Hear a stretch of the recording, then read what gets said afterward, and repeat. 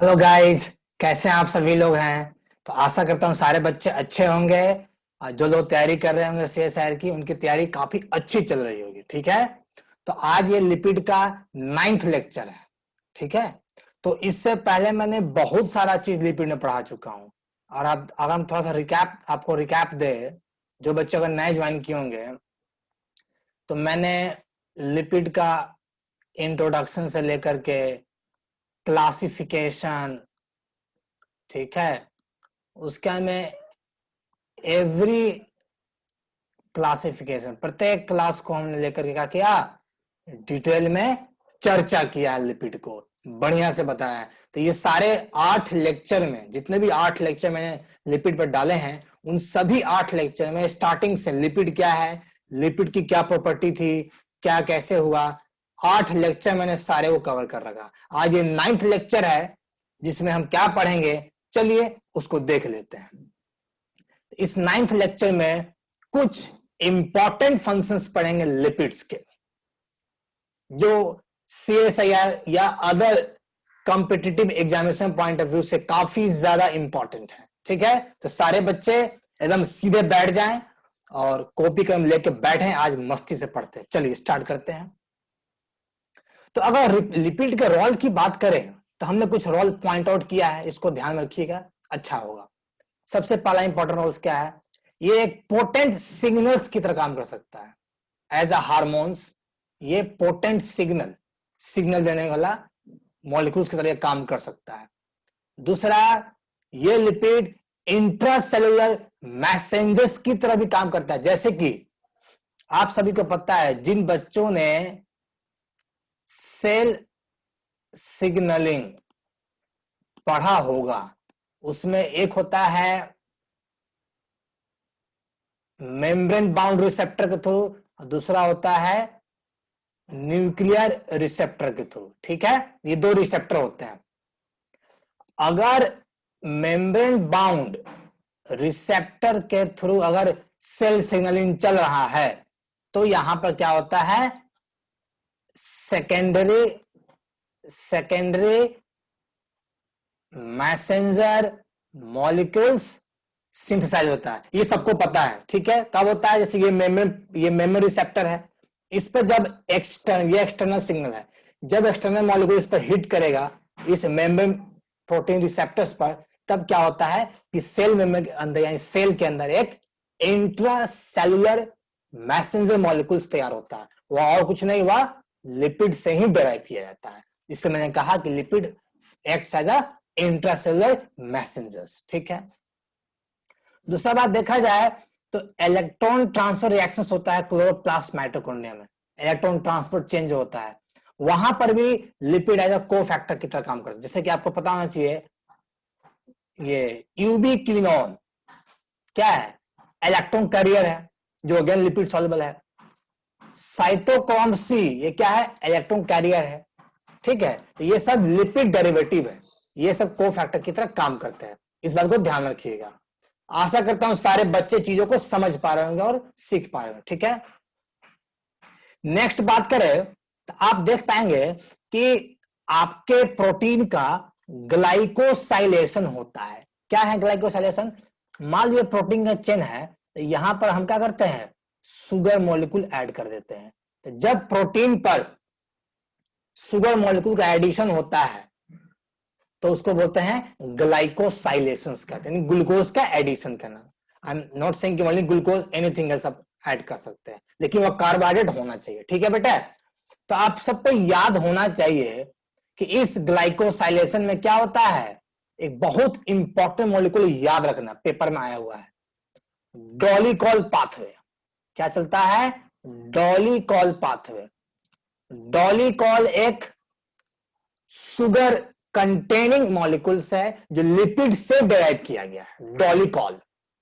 आप जब पढ़ेंगे सेल बियोलॉजी, वहां पर ग्लाइकोसाइलेशन करते हैं, तब वहां पर जब मेम्ब्रेन प्रोटीन की ग्लाइकोसाइलेशन किया जाता है, तब वहां पर डॉलिकॉल पाथवे इस्तेमाल करते हैं। डॉलिकॉल मॉलिक्यूल्स पर कार्बोहाइड्रेट ऐड कर सकते हैं, ये कार्बोहाइड्रेट एक जगह से उठा करके दूसरी जगह ट्रांसफर करता है।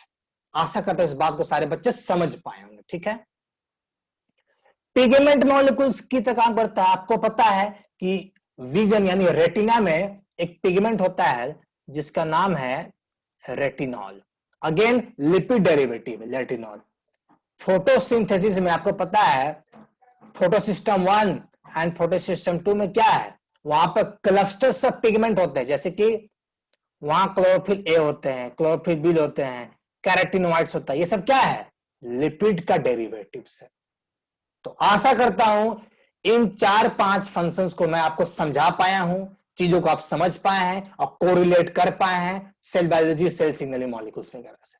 क्लियर है, कोई दिक्कत नहीं, कोई समस्या नहीं। दिक्कत हो तो डाउट सेक्शन में, ये कमेंट सेक्शन में लिखना, डाउट जरूर ले लेंगे, ठीक है। चलिए आगे बढ़ते हैं। अब मैं एक बहुत इंपॉर्टेंट बात करने जा रहा हूं, सिग्नलिंग मॉलिक्यूल्स की बात करने जा रहा हूं। तो यहां जो फॉस्फेटिडिल आइनोसिटॉल जो है, ये मैं आपको पढ़ा चुका हूं कि फॉस्फेटिडिल आइनोसिटॉल क्या है, ये आपका एक मेम्ब्रेन लिपिड है, ठीक है। ये सभी को पता है कि this is called membrane lipid. अब ध्यान से सुनना कि फॉस्फेटिडिल आइनोसिटॉल कैसे सेकेंडरी मैसेंजर्स को इसने बनाया, ये ध्यान से समझो।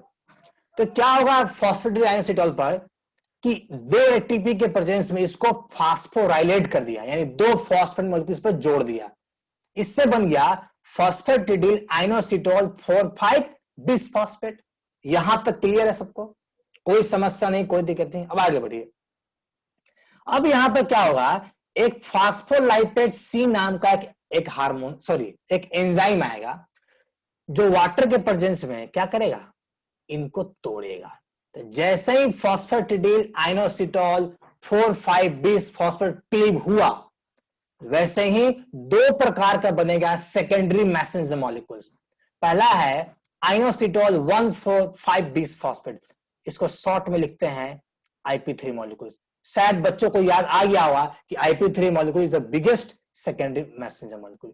ये है डाइएसाइलग्लिसरॉल, शॉर्ट में लिखते हैं DAG, सबको DAG ही याद होगा, डाइएसाइलग्लिसरॉल। ये क्या है, सेकेंडरी मैसेंजर मॉलिक्यूल। अब देखो क्या करेगा, ये डाइएसाइल करता क्या है कि प्रोटीन काइनेज C को एक्टिवेट करता है आपके क्या सेल के अंदर, और ये IP3 क्या करेगा, कैल्शियम 2+ का रिलीज कराएगा इंट्रासेल्युलर। मतलब आपको याद होना चाहिए कि एंडोप्लाज्मिक रेटिकुलम में कैल्शियम स्टोर होता है। तो जैसे ही IP3 बना, ये IP3 जाएगा एंडोप्लाज्मिक रेटिकुलम के पास, और यहां से क्या होगा, कैल्शियम 2+ रिलीज हो जाएगा। तो ये कैल्शियम और ये DAG दोनों मिल करके क्या करेगा, प्रोटीन काइनेज C को एक्टिवेट कर देगा। क्यों, तो याद रखना इस प्रोटीन काइनेज C का बहुत बड़ा फंक्शन क्या है, जितने भी अदर एंजाइम्स हैं उन एंजाइम्स को ये एक्टिवेट कर सकता है, डीएक्टिवेट कर सकता है। कैसे, थ्रू फास्फोराइलेशन या डीप फास्फोराइलेशन। इन दोनों की मदद से वेरियस एंजाइम को ये एक्टिवेट कर सकता है, डीएक्टिवेट कर सकता है। इसका डिटेल आप पढ़े होंगे, आप सेल बियोलॉजी में पढ़ेंगे, सेल सिग्नलिंग में डिटेल में पढ़ेंगे कि यहाँ क्या है। यहाँ मैंने शॉर्ट में समझाया कि लिपिड का क्या रोल बनता है इन सभी सेल सिग्नलिंग पाथवे में। ठीक है, क्लियर, कोई दिक्कत नहीं। उसी तरह यहां भी कैल्शियम 2+ जब जैसे रिलीज करेगा, ये जाएगा और अदर एंजाइम को एक्टिवेट करेगा कैल्शियम 2+ के थ्रू। जैसे कैल्मोड्यूलिन, ये क्या है, कैल्शियम बाइंडिंग एंजाइम्स वगैरह है। ये सब आपको याद रखना चाहिए, काफी इंपॉर्टेंट है सेल सिग्नलिंग। ये पेपर में आते पढ़ लेना, ठीक है। आशा करता हूं सारे बात यहां समझ पाएंगे। आगे बढ़ते हैं। अब यहां हम पढ़ेंगे आइकोसेनोइड्स। क्या पढ़ेंगे, आइकोसेनोइड्स के बारे में हम लोग पढ़ेंगे। गाइज 1 मिनट, कुछ छूट गया है मैं, हाँ 1 minute guys, sorry for disturbance. Mobile मेरा ना रिंगटोन पर था, अगर रिंग होता तो ये डिस्टर्ब होती class. Sorry for the disturbance, ठीक है। तो अगर आइकोसेनोइड्स की बात करें, ये क्या है, एक पैराक्राइन हार्मोन है। अब समझ लो पैराक्राइन करता क्या है। मान लो कि ये आपका सेल है, ठीक है, इसमें न्यूक्लियस है, यहां भी एक सेल है, यहां भी न्यूक्लियस है, सेल 1 और सेल 2। इसमें क्या है, अगर सेल 1 ने एक हार्मोन H को रिलीज किया, ठीक है, सिक्रेट किया, ये एज हार्मोन्स क्या होगा, अपने एडजेसेंट जो सेल है, सेल नंबर 2, इसको जाकर के अफेक्ट करता है। इसी को बोलते हैं पैराक्राइन हार्मोन्स का फंक्शन कहते हैं। ठीक है, एक होता है ऑटोक्राइन्स। ऑटोक्राइन्स में क्या है कि ये सेल है, जो सेल सिक्रेट किया हार्मोन्स, इसी सेल पे जाकर अफेक्ट करता है। इसको बोलते हैं ऑटोक्राइन्स। आप सबको याद होना चाहिए ऑटोक्राइन। एक होता है इंडोक्राइन। इंडोक्राइन में क्या होगा, इंडोक्राइन में क्या होगा, ये सेल है, यहां से कुछ सिग्नलिंग मॉलिक्यूल रिलीज हुआ हार्मोन्स के फॉर्म में। ठीक है, ये जाएगा काफी डिस्टेंस पे जाएगा, वाया ब्लड के थ्रू जाएगा डिस्टेंस पर, यहां कहीं जाकर के क्या करेगा, सेल को जाकर ये अफेक्ट करता है। दिस इज इंडोक्राइन, यानी सिक्रेट कहीं और हुआ, एक्शन कहीं और, डिस्टेंस किसी सेल पर दिखा रहा है। ये 3 प्रकार का एक्शन होता है हार्मोन्स का, आपको याद होना चाहिए। ठीक है, ये जो आइकोसाइनाइड्स होता है ये एराकिडोनिक एसिड से बनाया गया है, आपको पता होना चाहिए, पेपर में डायरेक्ट आप पूछता है। ठीक है, ये लिखा है direct only in cells near the point of hormone synthesis. ठीक, दिक्कत नहीं, आगे बढ़ते हैं। इसका क्या काम है आइकोसाइनाइड्स का, इन्फ्लामेशन में रोल प्ले करता है, फीवर में, इंजरी और डिजीज से रिलेटेड पेन में इसका रोल रहता है, ब्लड क्लॉट को फॉर्मेशन करने में हेल्प करता है, और ब्लड प्रेशर को रेगुलेट करने में हेल्प करता है। ये सारे पॉइंट को ना स्टेटमेंट बनाकर आपसे सवाल पूछ देगा। एक चीज याद रखना, इस बात को हमेशा याद रखना। 3 प्रकार का आइकोसाइनाइड्स है, एक है थ्रोम्बोक्सेन्स, दूसरा है ल्यूकोट्राइन्स, तीसरा है प्रोस्टाग्लैंडिन्स। क्लियर, कोई दिक्कत नहीं, यहां तक आशा करता हूं सारे बच्चे को अच्छे से ढंग से समझ में आया होगा। चलिए आगे बढ़ते हैं। प्रोस्टाग्लैंडिन्स की बात करें तो ये 5 कार्बन का रिंग होता है। रिंग मतलब कि 6 मेंबर 7 मेंबर रिंग 5 कार्बन का है, जो कि एराकिडोनिक एसिड से बना है, याद रखना। ठीक है, ये काम कैसे करता है, तो इस प्रोस्टाग्लैंडिन से काम क्या है, ये CAMP मॉलिक्यूल बनाता है, जो कि इंटरसेलुलर मैसेंजर है। इसका फुल फॉर्म है 3,5 साइक्लिक AMP। ये CAMP बनाकर ही सेल सिग्नलिंग में पार्टिसिपेट करता है, ये याद रखना, कल को ये सवाल आपसे पूछ देगा। क्लियर, कोई दिक्कत नहीं, आगे बढ़ते हैं। फंक्शंस क्या है, during menstruation and labour pain, uterus में जो स्मूथ मसल्स होता है उसका कॉन्ट्रैक्शन होता है, कॉन्ट्रैक्शन होता है कि बेबी डिलीवर हो जाए आसानी से। ठीक है, आशा करते समझ पा रहे हैं। दूसरा, ये स्पेसिफिक ऑर्गन्स में ब्लड फ्लो को अफेक्ट करता है। कैसे, तो ब्लड वेसल्स को कॉन्स्ट्रिक्ट कर दो तो ब्लड का प्रवाह कम हो जाएगा, ब्लड वेसल्स को डायलेट कर दो तो ब्लड की प्रवाह बढ़ जाती है। This is how they regulate what, blood flow to the specific organs. Guys kindly ignore the background noise. ठीक है, wake up cycle, wake sleep cycle, हमारा जो स्लीप साइकिल है जिसको सर्कैडियन रिदम कहते हैं, इसको ये कंट्रोल करता है कि हमें दिन में सोना नहीं है, रात में सोना चाहिए, ये सब कंट्रोल करता है। बॉडी टेम्परेचर एलिवेट करता है ड्यूरिंग फीवर, ड्यूरिंग इन्फ्लामेशन, कहीं चोट लग गया, कहीं पर काफी तेज दर्द हो रही है, फीवर, इससे क्या होता है, बॉडी का टेम्परेचर हाई हो जाता है इसमें, due to prostaglandin secretions. Clear यहां तक, कोई दिक्कत नहीं, आगे बढ़े। चलिए आगे बढ़ते हैं।